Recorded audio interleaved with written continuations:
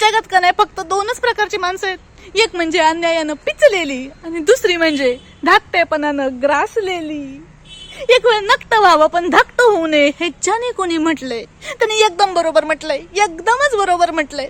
तुम्हाला सांगते, घरातली धाकटी भावंड आहेत ना, ती फक्त धाकटी भावंड नसतात, ती असतात नोकर, चोकर, सेवक, हरकाम्या, घरगडी आणि पाचार मास्तर.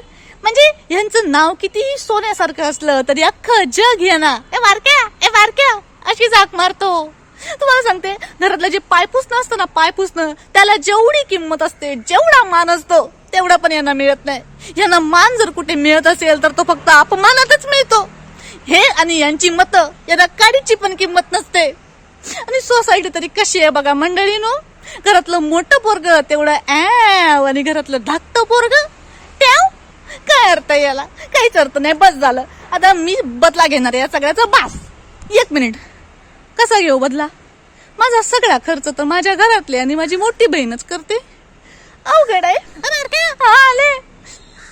काय नाही होणार आयुष्यात. आता मीच मला म्हणून घेते, मर तिच्या आईला.